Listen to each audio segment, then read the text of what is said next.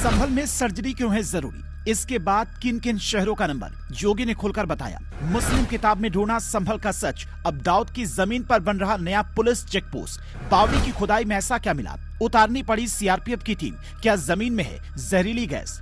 संभल के 52 पत्थरबाजों ने जो बताया, हिंदू शास्त्रों में जो लिखा है वो थोड़ी देर के लिए भूल जाइए और बाबर के रहनुमानों की वो किताबों के पन्ने पलटिए, जिससे पढ़कर योगी ने संभल का भविष्य बता डाला और एक तरह से इशारा कर दिया कि जैसे अयोध्या में प्रभु श्री राम का भव्य मंदिर बना, वैसे ही संभल में भव्य हरिहर मंदिर बनेगा।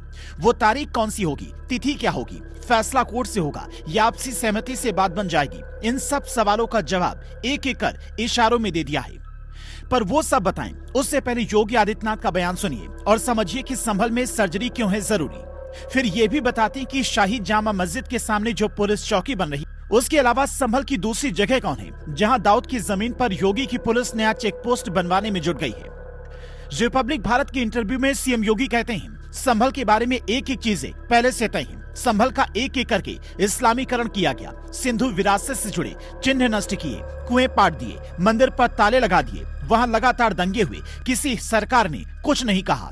गरीबों के घर उजाड़ोगे, हिंदू बेटी बहनों की सुरक्षा में सेंध लगाओगे और शांति का पैगाम लेकर घूम रहे हो, इसे उजागर करना चाहिए। आईने अकबरी में ये उल्लेख है, 1526 में दरिंदे मीर बाकी ने संभल में श्रीहर मंदिर को तोड़कर एक मस्जिद नुमा ढांचा खड़ा किया। पुराने जख्म का उपचार जरूरी है, नहीं कैंसर हो जाता है, सर्जरी एक बार होती है, उसके लिए तैयार रहना होगा। यानी डॉक्टर होंगे मुख्यमंत्री योगी आदित्यनाथ, उनके सहयोगी होंगे संभल जिले के डीएमएसपी और ऑपरेशन थिएटर होगा संभल का वो इलाका जहां 24 नवंबर को पत्थर बरसाए गए। जब तक वहां मंदिर का निर्माण होकर हेलीकॉप्टर से फूल नहीं बरस जाती, योगी शांत नहीं बैठेंगे। शायद इंटरव्यू में उनका यही इशारा था, लेकिन क्या ये इतनी आसानी से हो पाएगा? जो अयोध्या प्रभु श्री राम की धरती है, वहाँ मंदिर बनने में जब कई दशक लग गए, तो क्या संभल में ये सब इतना आसान होगा? तो इसे भी जरा समझिए। इलाहाबाद हाईकोर्ट ने फिलहाल निचली अदालत में संभल केस की सुनवाई पर रोक लगा दी। सभी पक्षों से जवाब मांगा गया, 4 हफ्ते में सभी पक्षकारों से जवाब मांगा, 5 मार्च को सुनवाई होगी।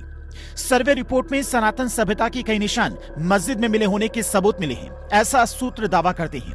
अदालत के बाहर मध्यस्थता का रास्ता भी अपनाया जा सकता है, जिसके जरिए सहमति बन सकती है। हालांकि ये मुश्किल काम होगा, पर योगी आदित्यनाथ ने विधानसभा में एक बार खुलकर ये कहा था कि पांडवों ने 5 गांव मांगे थे, लेकिन हमने तो बस 3 अयोध्या, मथुरा और काशी मांगे, पर आप लोगों ने नहीं दिया।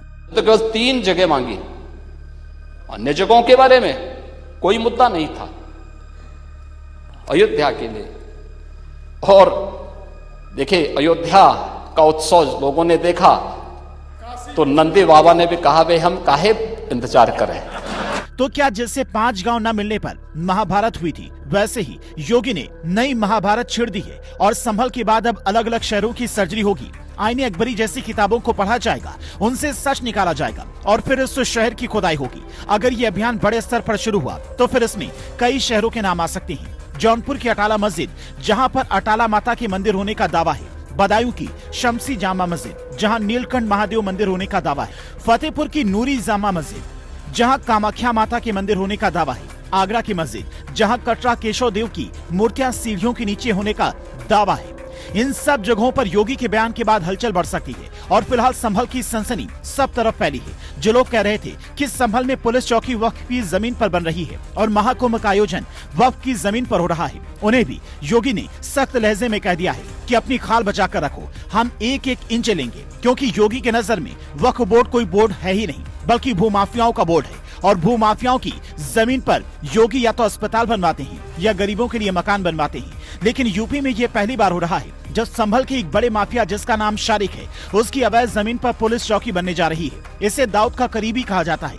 जांच में ये तक खुलासा हुआ है कि इसी ने पाकिस्तान में संभल में अवैध हथियार भिजवाए होंगे। जांच में ये तक खुलासा हुआ है कि इसी ने पाकिस्तान से संभल में अवैध हथियार भिजवाए होंगे। इसलिए योगी की पुलिस ने इस पर शिकंजा कसना शुरू कर दिया है।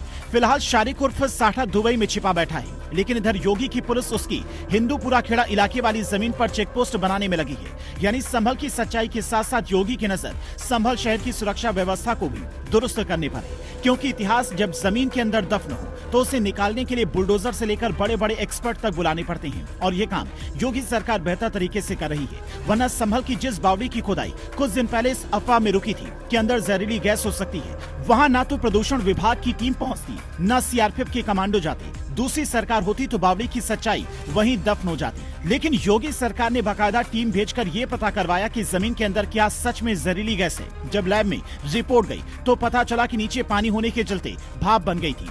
जहरीली गैस जैसी कोई बात ही नहीं है। यही योगी का स्टाइल है।